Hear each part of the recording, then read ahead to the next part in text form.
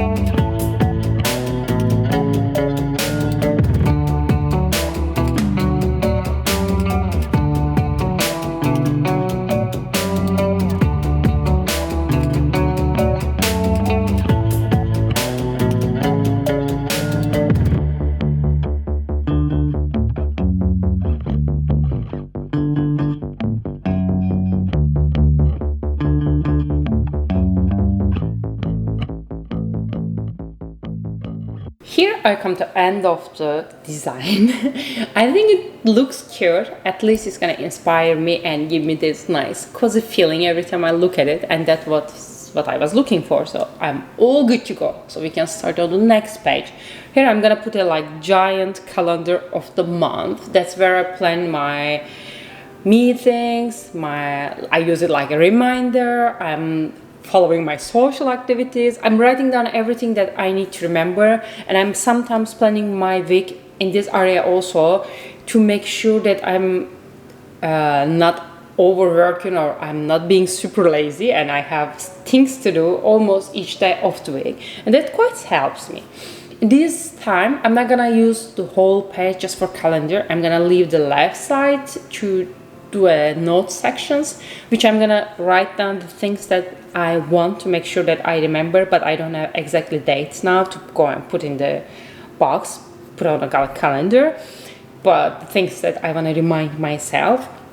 I used it before and it was quite useful, I can say. So here I'm having it again. And of course, I'm adding some little designs around the pages. Even I said that I don't want to spend much time designing the interior parts of the journal.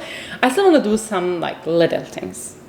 I am quite excited for September. It always reminds me new starts, like, because it was a month that I go back to school, and it always like the month of the new beginnings, like January is New Year, and like June, end of school and beginning of summer. These 3 months always inspire me to start new things, change some habits, go like bold. I don't know. I'm not gonna go so bold. If you consider really starting a gym is going bold, yeah, I'm gonna go bold.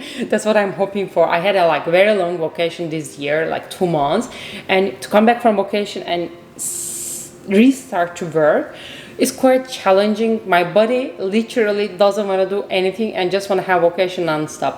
But it's not matching with my character much because I love working and I always work in my life. So whenever I stop, I'm feeling useless. I'm not feeling comfortable by doing nothing, even though we need sometimes. I did it way too much this summer. And August, I was like, it was a month that I was being lazy and feeling bad about it, pushing myself, but not doing anything. So I hope September gonna go better. And there will be a nice festival, music festival that I'm gonna attend after like, oh my gosh, so many years. It's been that I didn't be in a like big festival and I missed it so much. Guns N' Roses are coming to Rio and like beginning of September, and we'll be there. It's gonna be just amazing. I'm super excited about it. Besides it, I have nothing planned, but I think I'm gonna work harder and work out harder and like do some investment on my daily life. That's what I'm planning for September. What are yours? Are there any exciting or non-exciting or anything that you're looking forward to in September?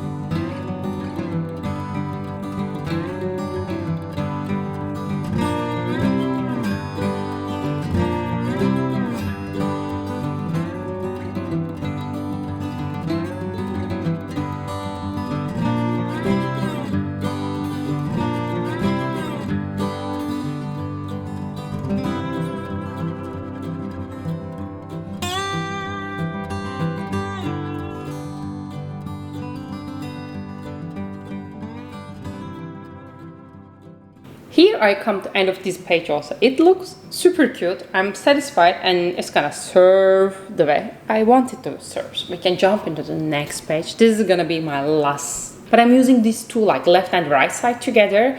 I'm gonna start with the left side where I'm gonna put my habit trackers. I'm gonna have 6 habits this month. It's gonna be gym, to go to gym regularly, food to convince and push myself to eat healthier because I eat lots of sweets and a lot of junk foods, which I love, but I know it's not helping to improve my health or lifestyle, so I'm gonna try to balance it a bit better.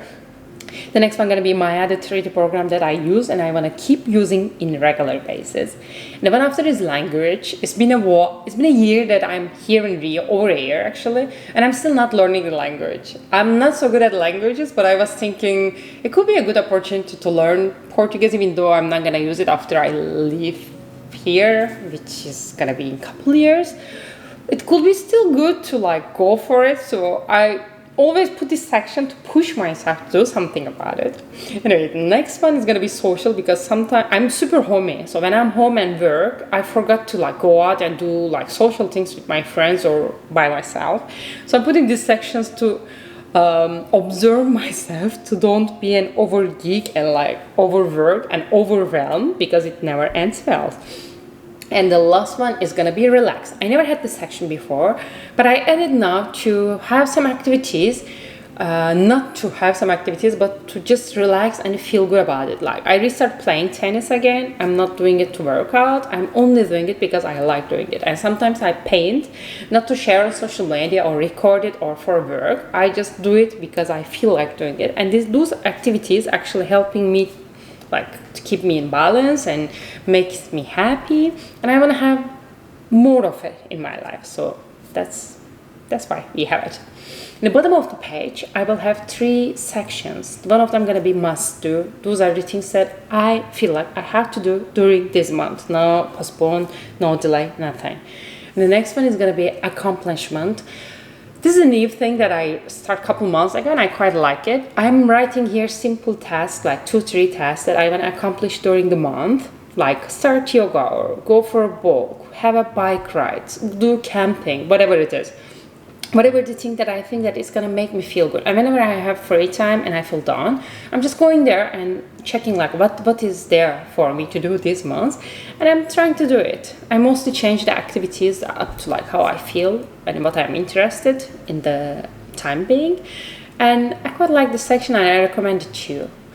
And the last one on the left side is gonna be tasks. Those are the things that I plan to do, but not necessarily in this month. So just the things that not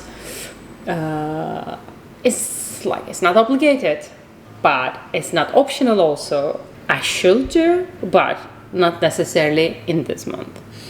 And the right side of the page, I'm gonna have 2 sections. The first is creative ideas, that where I write down my creative ideas.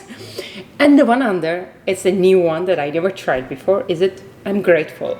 Here I'm gonna write the thing that I'm grateful of, because I was listening one of those TED Talks and they were talking about the research that the people who write down what they're grateful of for like 21 days, they actually end up being happier than the people who don't.